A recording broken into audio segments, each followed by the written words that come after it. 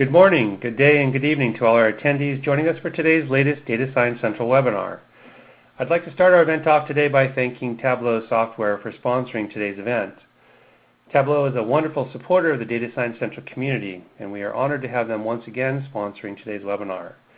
I'd also like to take this opportunity to mention and show our appreciation for some of our other recent sponsors, including Cisco, Teradata, Hortonworks, Pivotal, and Oracle, to name just a few. These past webinars are available on demand at datasciencecentral.com, and if you've not had an opportunity to view them, I would encourage you to do so, as they do provide some very useful information. Today's webinar is entitled Avoiding Data Pitfalls, Gaps Between Data and Reality. And before we begin, I'd like to briefly review the format of today's webinar. Today's event will be approximately 1 hour long. We have a single panelist that I'll introduce to all of you in just a few moments. We should have about 15 minutes for Q&A following the presentation.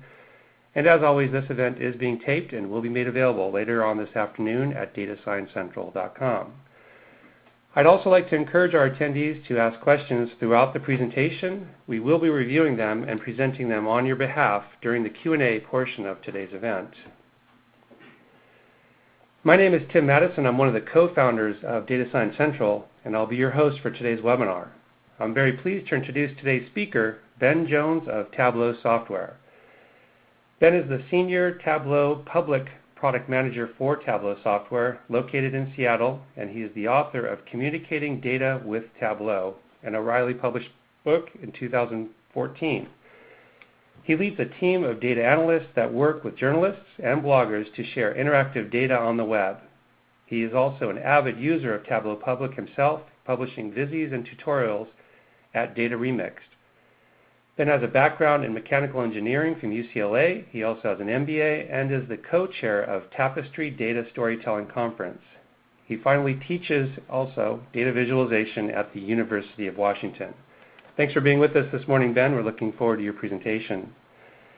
If you've ever been fooled by data, trust me, you're not alone. In today's webinar, we will cover common pitfalls that anyone who works with data has likely fallen into. We will show you what these pitfalls look like and how to avoid them. These pitfalls range from philosophical to technical and from analytical to visual. And utilizing trusted techniques and visualization tools, we will help you learn how to avoid the common mistakes, thus missing those otherwise uncomfortable pitfalls. So Ben, with that, I'm going to pass it over to you, and you can begin your presentation as soon as you're ready to go. Great. Thank you so much, Tim, and hi to everyone. My name is Ben Jones, as Tim mentioned, and I'm excited to be here presenting to you today. This is my second time presenting along with Data Science Central, and so I'm real excited to be able to talk about a topic that's near and dear to my heart. It's the subject of an ongoing blog post series on my website, dataremixed.com. I deal with data a lot, and I interact with people that deal with data a lot, and so I think we have that in common. Likely, if you're on this call, that's your role as well, and that seems like it's more and more people these days. It's just very common for people to be working with data and along with their colleagues. So we've all made a lot of mistakes. Well, I started to write this blog post series because I noticed that it seemed like, at least in what I would call a data visualization community online, there was a lot of commentary and criticism about things like pie charts and y-axis ranges, color choices, and things of that nature. And certainly those things need to be focused on because they're tools that allow you to communicate effectively or to mislead. And so it's very important to get those visualization principles right and understand how to tell someone what it is that you found in your data. But I also know that sometimes that's just scratching the surface because many other possible problems can pop up in the course of working with data. You probably can think of a few times where you wished you'd done something differently, where you presented something or saw something presented that didn't quite make sense. And it may not have just been about what chart type was chosen, or it may not have just been about what colors the person decided to use, for example. And this is why I started this blog post series. I really wanted to talk about what I felt were important data issues, pitfalls I call them. And I'll start off by saying that, my attitude about this is almost one of humor, in the sense that I've fallen into each one of these pitfalls, not just once or twice, I'm talking numerous times. So my attitude about this is, let me talk to you about some goof-ups and mistakes I've made. You've probably made or seen someone make them too, and let's have a dialogue about that. And so, this isn't really meant to be mocking in tone. I definitely don't believe in making fun of people who fall into the pitfalls we've all fallen into. Sometimes it can be funny, but I don't think that's the proper attitude. I think more than anything, it's just important to identify what they are, and I'll try to put the focus today as well on some things and some techniques that I've found that are effective to avoid specific kinds of pitfalls. It's just starting. I really got a lot more to write about on this topic, and so I'll encourage you at the end here. I'll give you information about where you can follow along. And I want to know what pitfalls you've seen, because that's certainly something that we can all learn from as well. Okay, so I want to start the presentation 21 years ago. I don't mean getting into a DeLorean. I'm just talking about, in my life, a major event occurred on January 17th, 1994. Well, now I live in Seattle and am still mourning the Super Bowl loss. However, I used to live in Los Angeles. Great town, a fun place to live for sure. It wasn't very fun on that day. A magnitude 6.7 earthquake hit Northridge, which is really close to where I lived at the time. And I remember it was 4:30 in the morning. I was just a kid and was rattled out of bed, and we had luckily not really any severe damage, but we did have lots of things fall off the walls, and a lot of issues that occurred. Now, people around us obviously had much more severe problems, like the folks here in their cars, but earthquakes are a big thing, and tracking and detecting and measuring earthquakes is also something that's been going on for decades. And so I want to start my first pitfall today thinking about earthquakes. And we're going to cover a bunch of different topics. I want to make this interactive and not just go slides. I want to actually show you how to maybe do some different steps. And I'll be working with Tableau version 8.2 over the course of this presentation, in case you're following along. And I'll make the materials available and the recording of this available, as I mentioned, afterwards. So avoiding data pitfalls, right? So here's my question that I had about earthquakes, and that is the number of earthquakes going up or is it going down? Well, it's a fairly important question, right? I mean, if we're seeing a trend in earthquakes, that certainly would have a major impact on what it is that we would want to do in our societies, in our cultures. And so what is really cool, and I'll just show you here real quick, and I'll be switching back and forth here, so bear with me, but there is an earthquake archive website that the United States Geological Source or Survey makes available. So let me just show you what that looks like here. And the website is right. One second here. I'm just going to turn on the screen share here, and we will take a look at. Okay, cool. This is the site that I went to try to answer my question. Are earthquakes, increasing or decreasing?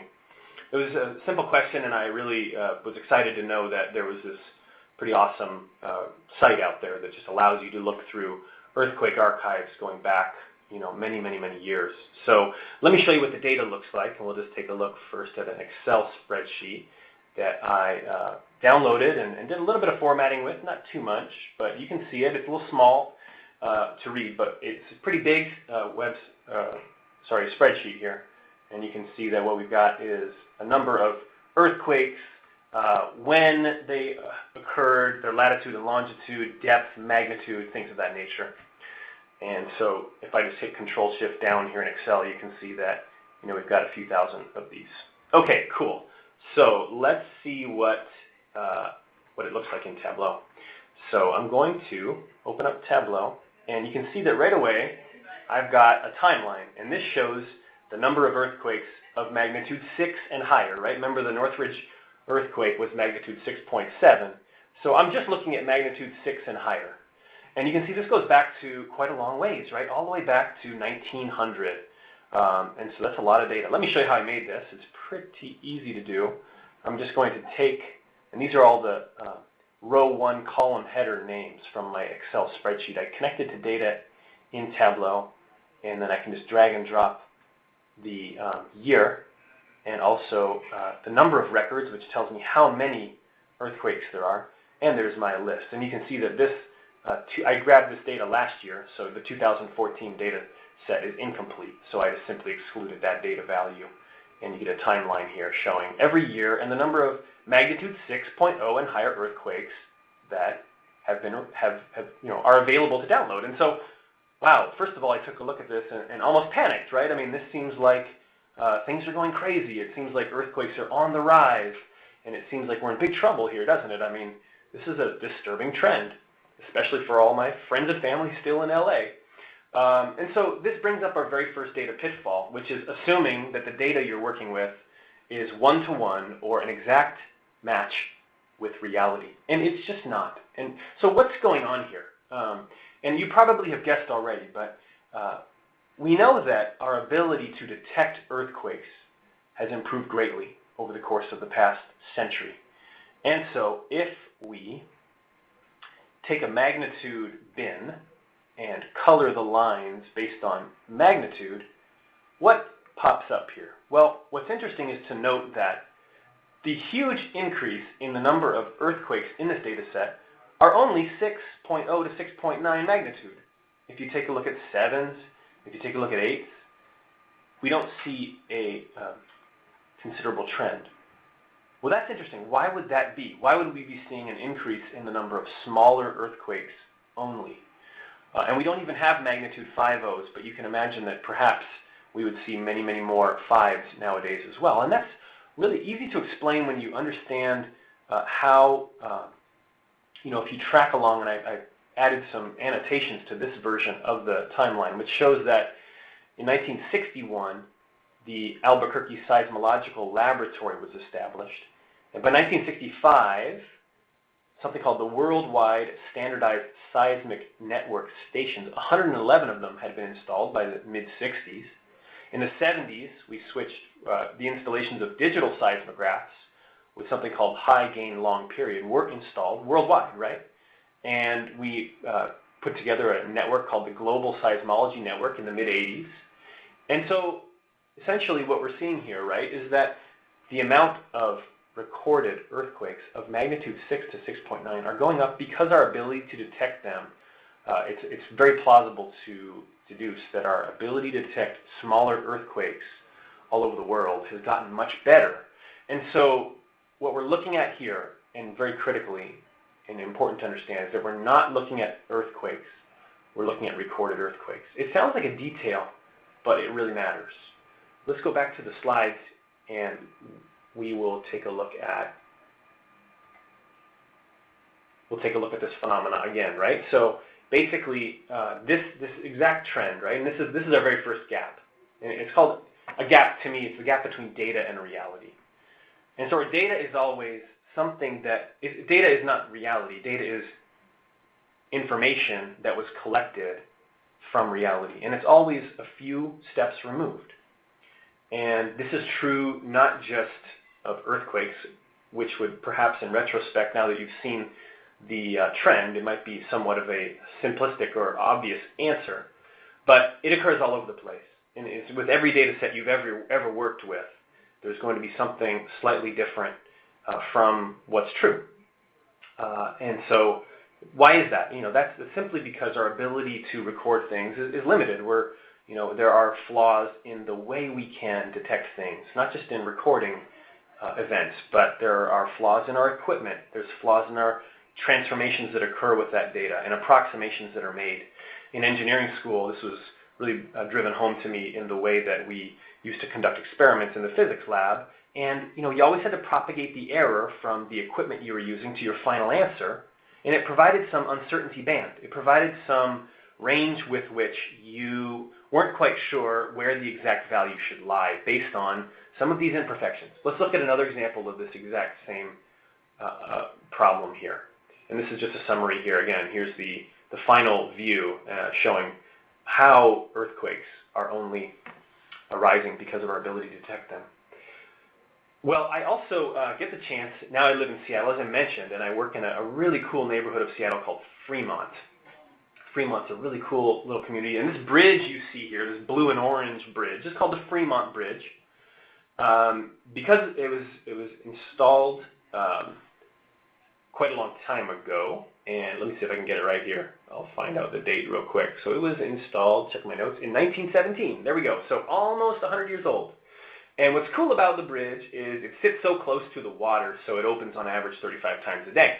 And not confirmed, but we think this, according to Wikipedia anyway, it supposedly makes it the most open drawbridge in the United States. It's a really cool site. It pops open, and obviously both sides of the bridge, both leaves extend skyward, and it's really cool. I walk across it every day, and it's kind of always nice when it opens up. It used to be annoying, but then I realized I get a really awesome view, and I get to hang out by the water, so what could be better than that? Well, this bridge is really neat because the city of Seattle installed a couple bicycle counters right there on that bridge on both sides, the northbound and the southbound side of the Fremont Bridge. And they're counting bicycles as they cross over the bridge. And so they were, setting goals for the city Department of Transportation to try to encourage bicycle riding, and as it, has various benefits for the city and for people in terms of health and whatnot. So I was really curious, well, hey, what's neat about the time and age we live in is that you can just go download this data. And so it's actually at data.seattle.gov, which is the City of Seattle's open data portal. And there are portals for just, dozens and dozens, hundreds of cities all over the world with similar kinds of ability to download everything from 311 calls to police activity and all kinds of different things about the city that we live in, the cities that we live in. So I went and downloaded that data, and I wanted to see, well, how many, and actually this is part of a presentation I was giving at the Puget Sound area marketing group. And so I said, hey, let's check out this data together. So I'll show you what I looked at with them. And again, let me just walk you through the whole process here. If I go to data.seattle.gov, and I'll show you what that looks like on the web. Let me just pull this over here, and I will make this something you can look at. Okay, cool. So just a minute here. All right, so if I go to data, again, data.seattle.gov, and we take a look here at the site, it's really cool. There's all kinds of data about, there we go. Okay, it's just switching over. Very cool, here we go.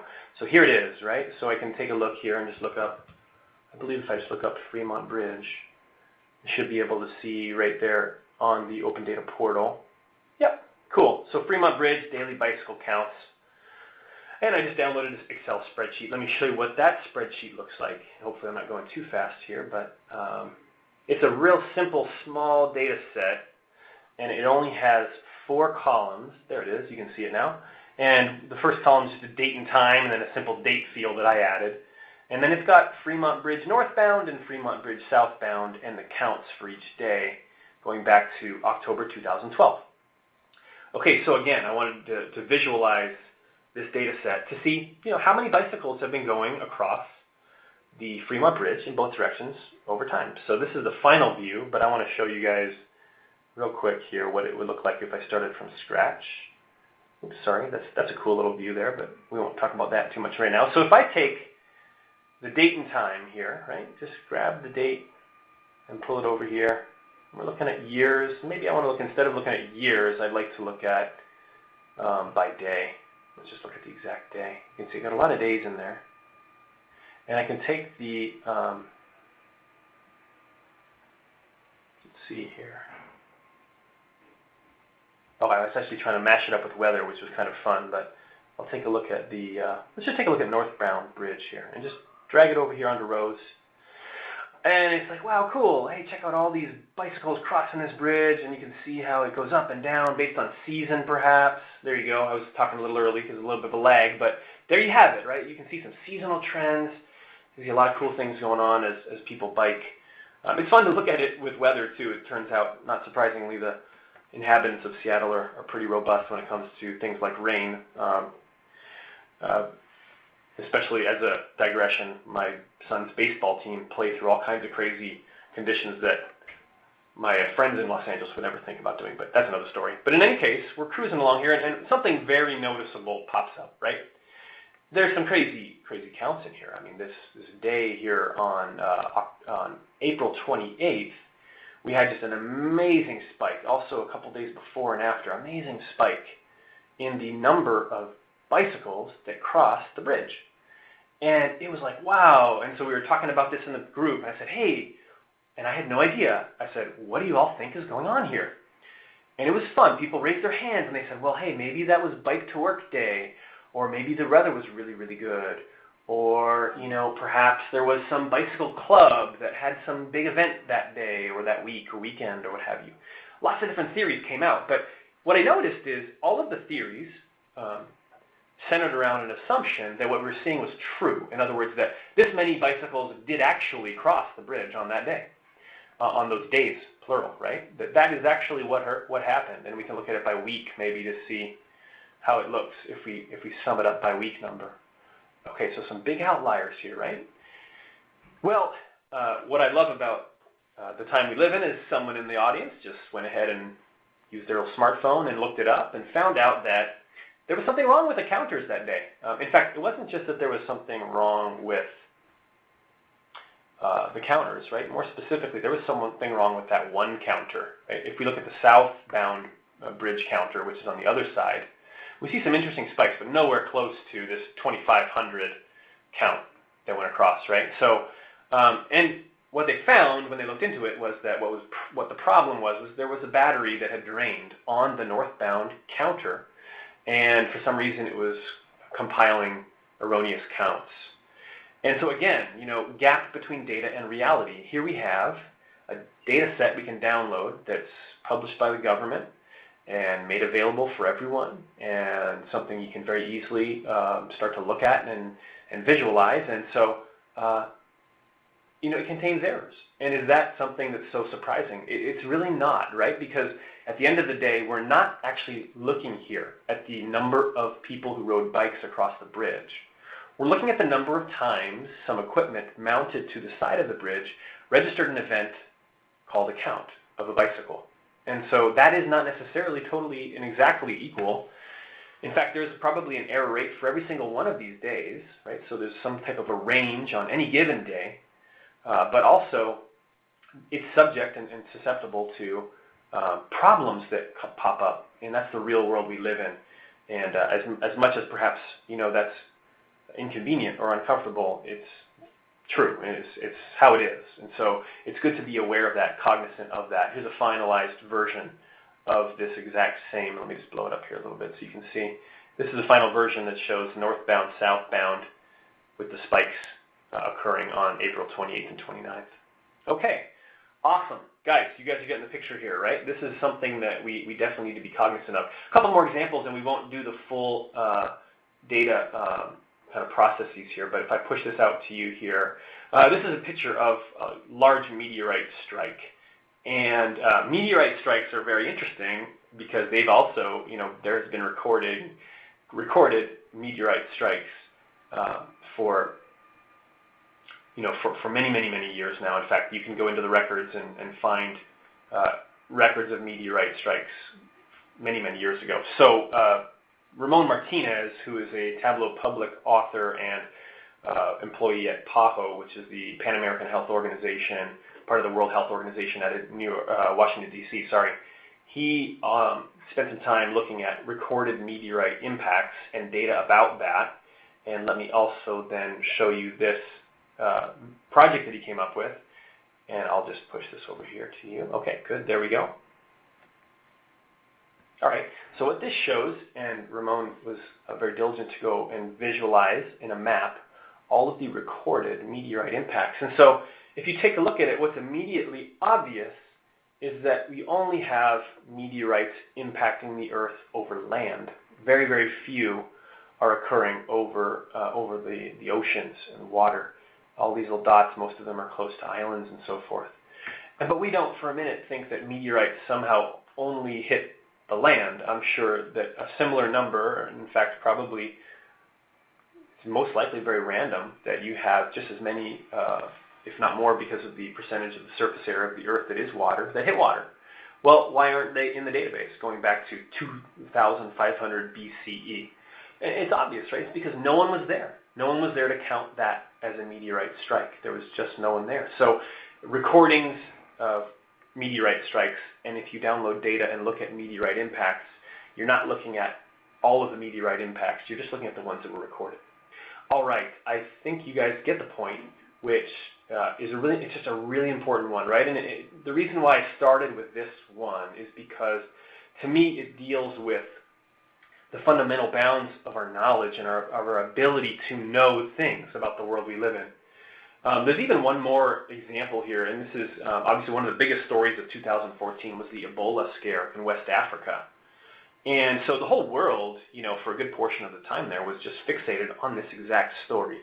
And we were, looking really closely at this part of the world, Sierra Leone and surrounding, Guinea and those countries around about, to find out what was happening. And very reputable and capable and talented organizations were involved. CDC, World Health Organization. Well, when they were counting the fatalities, and this is a cumulative line plot, meaning it shows how the number of deaths to Ebola, and it's a grave topic, by the way, and I treat it with care, but this is essentially showing how the number of people who died in West Africa last year climbed steadily, starting in mid-August and ramping up in 3 different countries: Guinea, Liberia, Sierra Leone. But what you see is a few notches, don't you? Can you notice that? Notice where the cumulative number of deaths actually goes down. And that's a curious thing, isn't it? I mean, remember, the whole world is watching this trend. There are reports coming out daily about the number of people who are dying of this terrible disease. So why would there be a reversal, in some cases dramatically so? Take a look at Sierra Leone in early November. A major drop in the number of recorded deaths. Well, it just shows that no matter the amount of focus or no matter how grave and important the situation is on a global scale, data tests our limits sometimes and our ability to classify and to know things. And what we're seeing here is simply the difficulties in the field of understanding the cause of death of people as they come in and out, as the population gets treated in some of these field hospitals, none of which I've visited or seen. But you can imagine the conditions. You can imagine that sometimes it's quite challenging for the people involved to know exactly what the cause of death was, and that they might overcount. There could be a variety of reasons. In fact, what's great about the organizations, the CDC and the WHO, in this case is that they're very diligent about reporting and talking about fatalities as reported fatalities. In fact, they even have a website here that I'll show you that talks about their classifications and how they categorize these different people. And I apologize if this is a grave topic or a little bit gruesome, but all I'm trying to do here is show you that there are times where they suspect, right? So they don't know if someone has it or not, but they suspect it. And that could be because of their symptoms. It could be because of, or even just simply unexplained death and things of that nature. They can say, well, we're going to classify them as suspected or probable. You can say, there's a good chance, and then you can actually have a confirmed case. But you can't know perfectly, and certainly they're going to make errors, and it's understandable. But we need to treat the data and be aware of the things we see in the news and the data sets we get our hands on, that they're susceptible to having problems in them. And to the degree that as individuals that you or I may be over the course of our week producing data, that we're also very upfront and very diligent about communicating, what exactly are the limitations with the data that we're working with. So for example, here's what I would come up with as 7 suggestions to help avoid this first data pitfall of confusing data with reality. So one thing would be to clearly understand the operational definitions. What I mean by that is really clearly define, what exactly are we talking about with this data? How do you define what it is, how it's collected? And then even maybe draw out, the flow. How did this data come to be collected? Who was involved in the process? What steps did they go through? And then go through and take a look at every one of those steps and say, what were the limitations in each one of those steps? What are the inaccuracies in each one of those steps? What equipment was used, and so forth. And then number 4, going back to the earthquake example, what changes took place in our ability, to collect this data over time? Did we implement, new machinery to take measurements? Did we change operators perhaps from shift to shift? What changed over the course of time as this data was collected? Then next thing is kind of a sneaky one. It's tough, but understand the motives of the people collecting and reporting. And that sounds conspiracy theory, but I guess maybe sometimes it is. But I simply mean to say that people are measured and they are compensated according to certain criteria. And so sometimes the data that they're collecting is related to that compensation system that they're a part of, and that can affect certainly kind of some degree to which there are maybe having biases or incentives that are brought to bear in some way, shape, or form. The biggest tip I can give you is to visualize the data, because as we saw in each one of these cases, visualizing the data is what helped us notice something bizarre.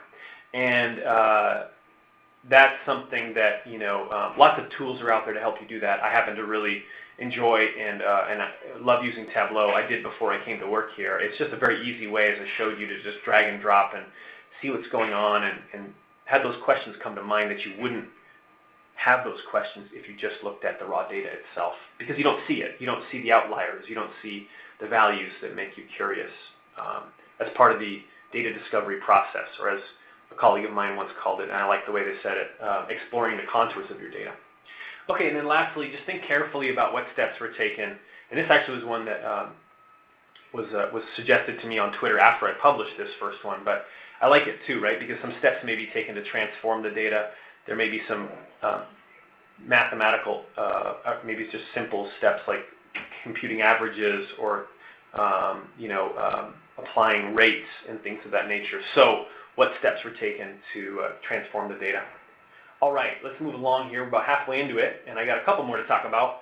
This next one is called Fooled by Small Samples. So we're going to think about here kidney cancer. Now, I'm reading a really interesting book. You probably have heard of it. If not, I definitely recommend you check it out. It is called Thinking Fast and Slow, and it's by a Nobel Prize winning economist, Daniel Kahneman. It's actually a behavioral psychologist. He knows a lot and has spent his career, along with a partner of his, Amos Tversky, studying human decision-making, biases, heuristics. How do we think about making decisions? And one of a handful of just amazing researchers that have really shined the light on how we think about things. But he has this interesting example in page 109 of this book, and he says, what if I told you, and he's referencing some research that was done by others, but he said, what if I told you that with kidney cancer rates, they are highest in the United States, in mostly rural, sparsely populated, located in traditionally Republican states, in the Midwest, the South, and the West. And when people are told that, they immediately start to come up with some theories or hypotheses. Well, it's because they're less likely to be subjected to air pollution, water pollution. It's a rural environment, so they're more active, less crowded. So they're coming up with these theories. Oh, that's why kidney cancer rate is lower there. But what's interesting is what if I told you then on the flip side of that the lowest counties, we're talking U.S. counties, in terms of kidney cancer rates, are mostly rural, sparsely populated, located in traditionally Republican states in the Midwest, South, and West. Well, I just described the exact same kind of county, but if you were to give that description first to a group of people, they would also come up with theories. Well, higher fat diet, or not as likely to get good medical care, and so maybe it has something to do with poverty, right? So they're coming up with these theories to explain or rationalize something that they're noticing. But what's going on here is just simply that those counties are small, and the kidney cancer rate is very low. So kidney cancer in adults makes up about 3% of the total cancer population. So it's relatively rare. And what you have here is that counties in the United States will fluctuate dramatically from year to year in their annual rate, just due to simply the chance and the number of accounts. And if you look at the count of cases in some of these smaller counties in the United States, counties with 10,000 or 5,000 people or less, we're talking about a handful of cases, 3, 4, 5. And so if just one more or one fewer had occurred by chance, that county would have either plummeted to the bottom or risen to the top of the kidney cancer rate. Now, there may be something going on here, and certainly we would not simply say that this is the only thing that's happening in this data. But what you see at the bottom there with this, what they call this funnel plot, right, is that the smaller the population in the county, and essentially what that is then is, from statistical terms, it's a sample. It's not the population. We're talking about the United States being the population, but the number of people in each county, which represents a sample then of the U.S., the smaller that sample size is, the more likely it is to see high variance in the means and rates of these types, not just kidney cancer rates, but many different types of parameters you would take a look at. And that telltale funnel shape is exactly what we want to look for there, because sample size is what it certainly is largely at play there. And understanding that that is what we're looking at, and not being fooled into just looking at the top or the bottom of the list and noticing similarities about groupings at the top and the bottom, but looking at the big picture and being able to visualize the whole picture and understanding basics of sampling theory are going to be helpful to combat that likelihood that we see something as a trend or a causal link when it might just be random noise and chance. Okay, so the other example to that is, if Daniel Kahneman moves to Lost Springs, Wyoming, then 50% of the residents there would be Nobel Prize winners. But that's because there's only one person who lives there. So that's an extreme case of the exact same point, right? And once you put it in those terms, it makes a lot of sense that we want to be wary and be careful with small samples. Actually, the original research and the one that he showed was, he talked about in his book, in page 109 of Thinking Fast and Slow, it was part of a paper that was put together to show that small schools, while often having very high test scores, also have sometimes very low, extremely abnormally low test scores.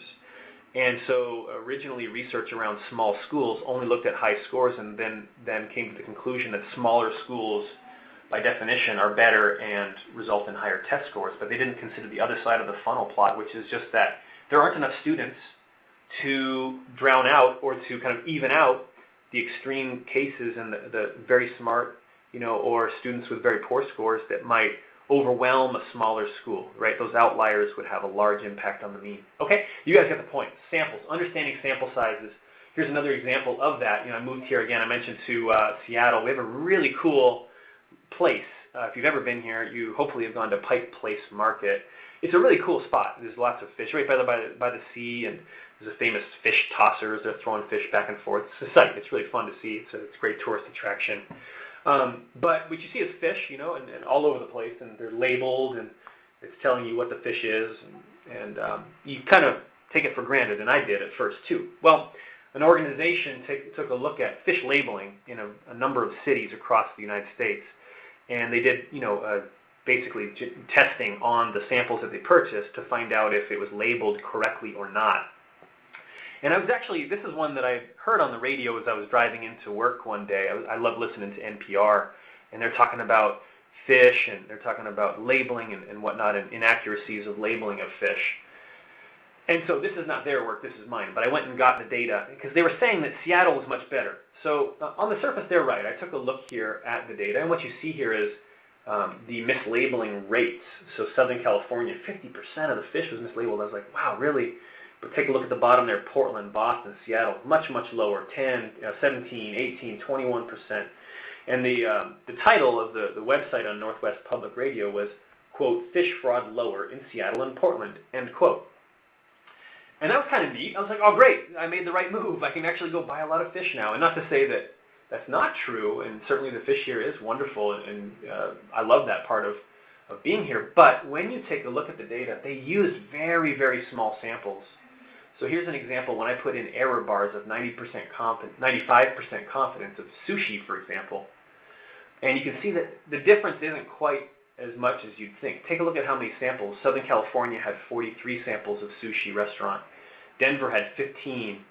Seattle, 22. That means they just went to 22 places and took 22 pieces of fish. And it's small, right? Small sample size. The confidence interval around what you're doing is you're inferring about all of the fish in the whole city.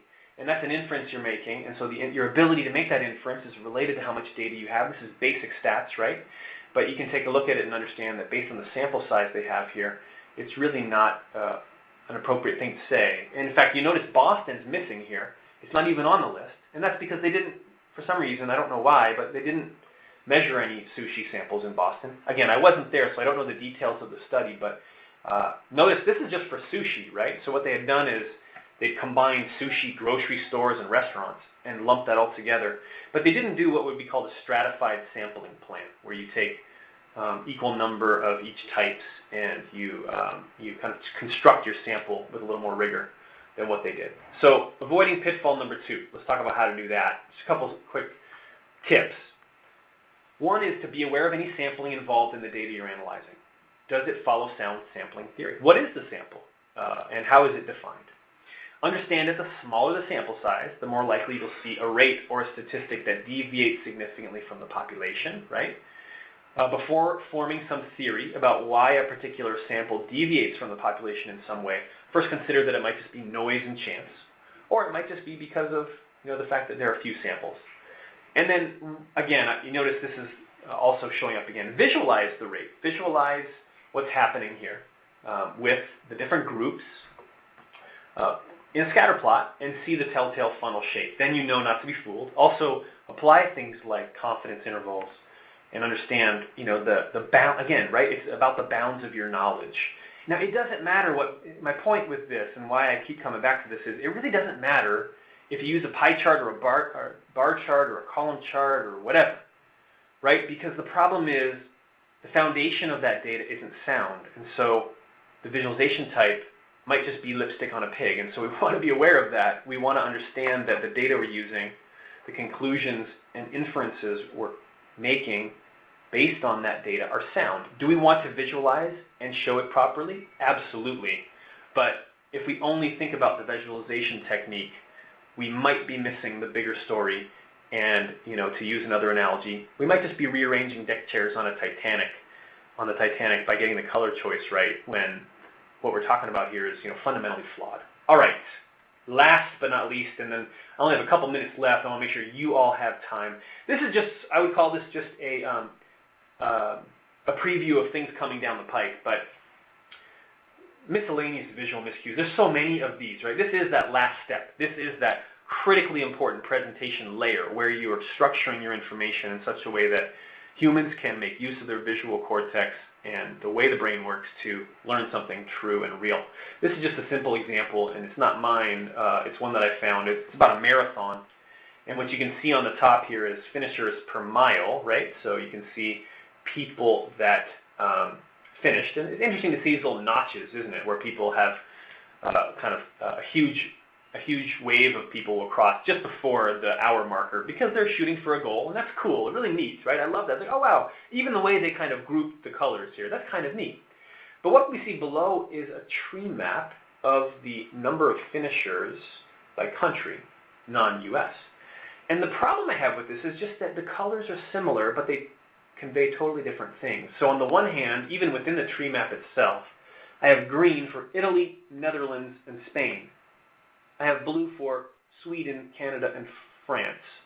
I have red for Great Britain and Mexico. There's no reason why those countries should have the same color. I don't quite know why they do.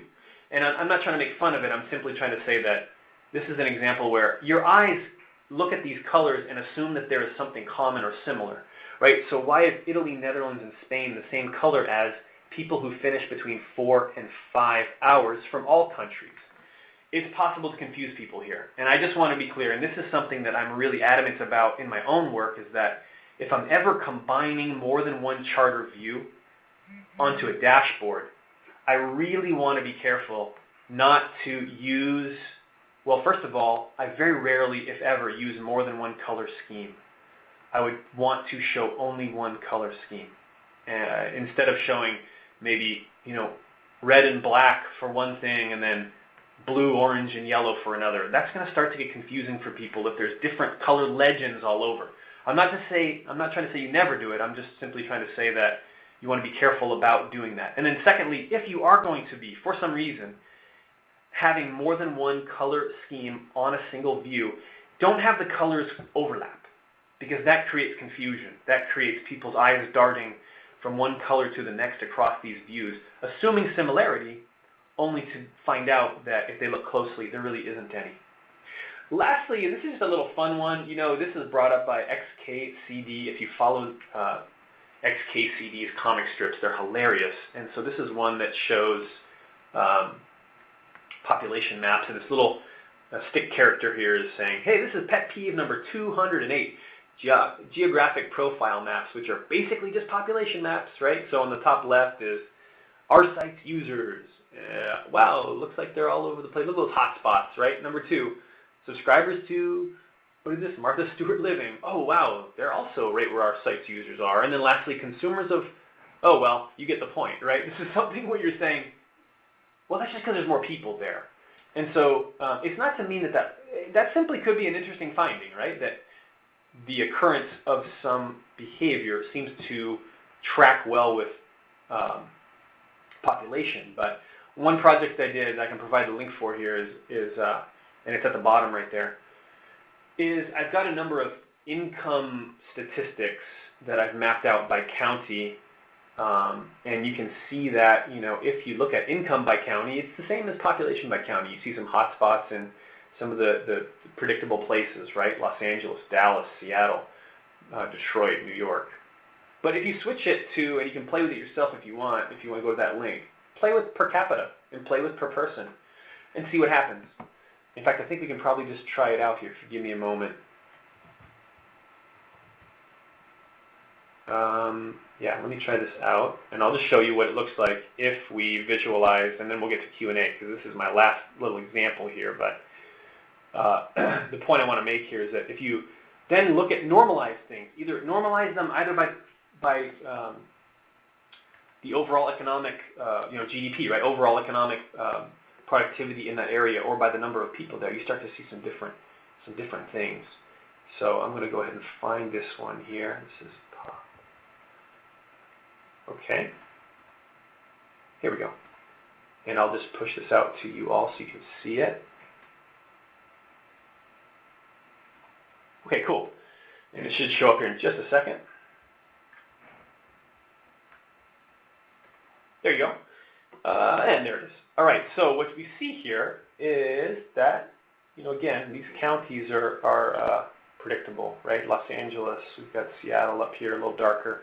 And with that saying that, yes, there are more people there. Yes, the 2011, sorry, a little old data here, but the adjusted gross income by county, the total amount, right? So summing that up for everyone is also higher there. But if we look at it per capita on a per capita basis, we'll start to see something different, where we've got some places, like, for example, Teton County, Wyoming, which is, if you, I think, research it, if I'm not mistaken, it's the home of some of the Walmart family members, right? It seems like it's pretty high.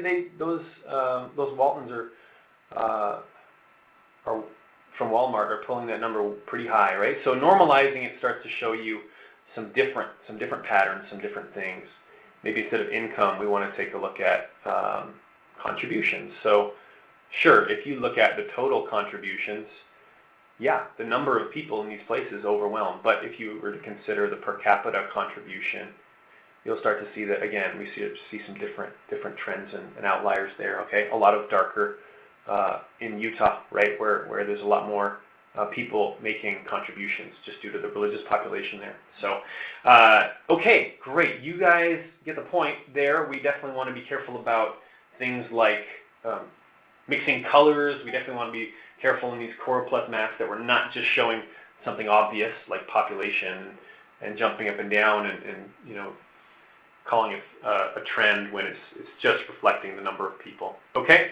So with that, I do want to mention too, before I turn it over for some Q&A, and hopefully this has been helpful for you, I am going to do more of these. I've got a lot of great ideas. Why? Because I've made a ton of mistakes. But we'll talk about overusing averages. We're talking about trends. Trends are so important, right? What's going up, what's going down. We're talking about maps, more things with maps.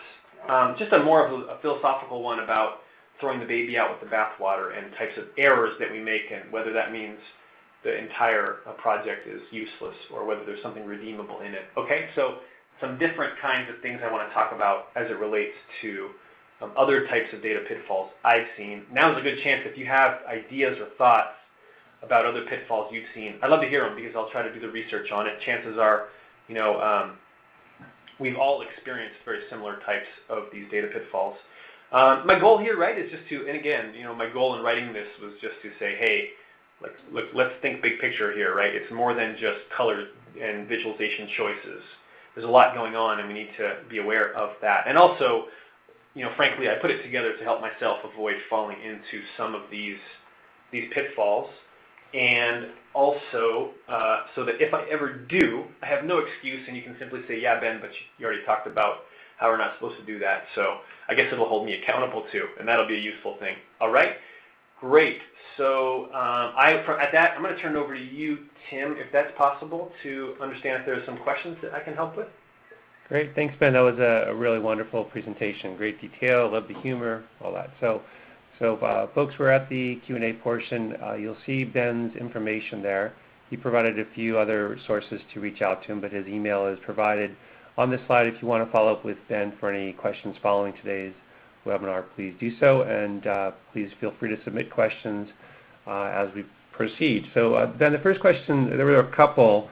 Initially when you were doing the earthquake stuff, and it was really related to the sensor technology changing over time, and how you would sort of control for that variable in the evaluation of presenting the earthquake series, for example. So I don't know if you want to go back to that slide, but again, we had several questions about that, how you would account for changing sensor technology, maybe the number of sensors, as well as the sensitivity of those sensors over time in terms of accuracy even. So I'll let you go with that first question. I think that would require a subject matter expert to comment on. So, for example, yeah, you could look at it and say, well, the number of seismograms has changed, or their capabilities. But now we're fundamentally right, and I think the bottom line here is that we're dealing with unknowns. So how many did we miss in the past? You can estimate that, and that's a guess, but we don't really know. We don't know how many we missed, and we don't know how many there were actually, because we can't go back in time. There may be some ways that you could say, well, the chances are we measured between 50 and 60% of the actual cases. But again, you're talking about a guess there. So you're still dealing with uncertainty. And so I don't think that there's any algorithm, no matter how much knowledge you have about the equipment, I think it would be tough to really pin that down to within say plus or minus a percent. Now, I'm definitely open to being corrected by someone who is an expert in earthquakes, and perhaps there is a way to estimate that. I'm not aware of it, and I would say skeptical. I think we're talking about as well as if I were to understand or listen to predictions about the future based on trends that are happening, because those bring into the picture a lot of assumptions about what has happened, what's going to happen, and things of that nature. So you could probably come up with some kind of an estimate, but there would be some my guess is there would be some pretty severe error bands around that as well. So I think it would still be tough to know for sure if the number of earthquakes is going up or down. Now, over a short time horizon, you might be able to make because you have more constants involved, you might be able to make more statements about trends that are occurring in the short term. But again, I'm out of my element there, and that's conjecture on my part. So good question and good point. I think,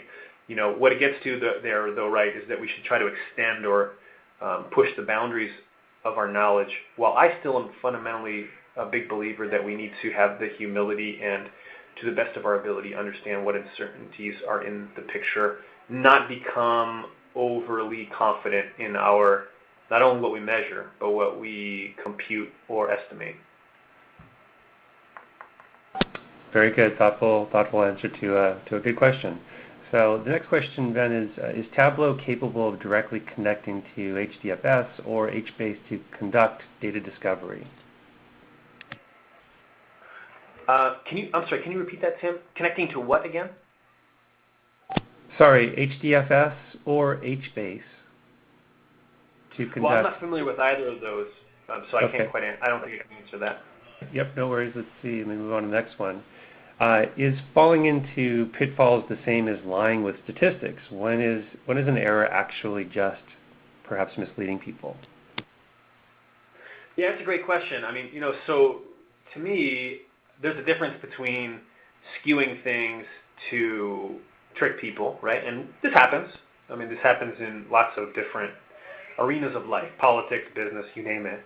And so knowing some of the tricks can help you safeguard against that. But I definitely believe that, very good intentioned people who are trying to get to the bottom of the truth, no matter what biases they may have, no matter what incentives they may have, they may be just simply making errors. That, to me, it's a different, if you can call it a sin. I don't know that I would really use terms like that are loaded, but it's a whole different ball game when you're actually, fudging things to trick people than it is when you're tricked yourself, right? And that's a different type of a thing. I think we need to, understanding the pitfalls, understanding what can be done to erroneously, reach erroneous conclusions, can help you both tell someone when they fall into a pitfall and also maybe be aware of someone's trying to pull the wool over your eyes with data, because that happens. Yep, okay, sounds good. So next question is, I think, a very appropriate one, is what's more common, data errors or poor visualization techniques? I don't know. I think we're all aware, we're certainly all more aware. Those of us who have spent some time studying visualization techniques, we're more aware when we see one that is breaking that law. Why? Because you can see it. It's on the surface. It's harder to know what's underneath the surface. Maybe we are just looking at the tip of the iceberg of the problem, and maybe one where we're nodding our heads, enthusiastically about use of best practices could involve something under the surface that, we can all think of examples of that, right? Perfectly well-constructed charts and graphs that are quote-unquote, whoever compliant. You guys know what I'm talking about there, right? Hey, they may involve data that's just fundamentally flawed to the core, and you might not know that. It's harder to know that. So I don't know which is more common. I know which one is more noticed. And so that's, again, why I tried to start to talk about all the different kinds of errors, not just the ones we see on the surface. I suspect, I think the number of visualizations that are being created is dramatically increasing because of things like data availability and software. So we're certainly seeing a lot of those. But I think that, the reality there is that there are many more logical errors, errors in logic, right? Errors in thinking, poor epistemological principles being applied to a certain question about what can or can't be known. To me, I think those things might actually be more common. Okay, a couple folks have asked if you can give some examples of the pitfalls that you personally fell into. You've been very self-deprecating in a funny way, and I think it'd be enjoyable to hear some of your own personal experiences. Every one of these guys, like the examples I gave, except for maybe the marathon one, those are all examples that I made, and not just to illustrate a point. Some of them were like the kidney cancer. I was aware of a problem because of a book I was reading, and so went out and researched it and illustrated the problem. But hey, I was standing up in front of an audience of 60 people talking about the Fremont Bridge counter without any clue about what was going on with that outlier, right? I did not know. And so I guess I was cautious enough to not make some bold statements, but that's only because of the scars. So I definitely, I've found myself falling into these pitfalls time and time again. Even just a silly one I did the other day after the Seahawks got blown out. I was looking at Pro Football Reference and pulling some data about, hey, what the heck are other teams doing on the 1-yard line on second down? And I pulled some numbers, and it was sorted in a way that I didn't understand. And so I made a statement on Twitter that I had to delete the tweet right away because as soon as I tweeted it, I realized that made no sense. And it was talking about the number of times in a row that people have scored touchdowns from the 1-yard line. But that's because the data was sorted by the number of yards that they had completed, and all the ones were at the top. So, of course, you would see nothing but touchdowns at the top, and then the web form itself chopped it off after a certain number, right? So, again, my point there is, and as soon as I did it, right, you just bang your head against the wall. It's like, oh, well, good to know. And I think that that's something that hey, if we're all just a little more honest about the stupid things we do with data, we all do it. And so yeah, that's something that definitely I'm guilty of myself many times. Thanks for sharing that. Yep, we are all human and prone to making mistakes. So unfortunately, we're out of time. So we did have plenty of other questions and comments that came in. I want to assure the audience that anyone that has provided a question or comment, we will be getting back to you. I'm sending everything to Ben and the folks at Tableau, so they will be following up. I have just a few quick announcements to make.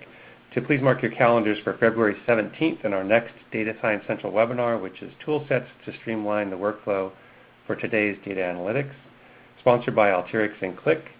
Also, as I mentioned, today's webinar is being taped and will be made available later on this afternoon at datasciencecentral.com, and you can find it at the webinar tab at the top of the page.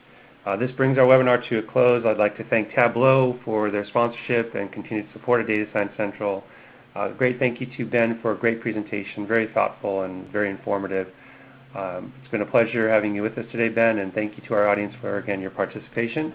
Look forward to seeing you all again on February 17th. Good day. Thank you, Tim.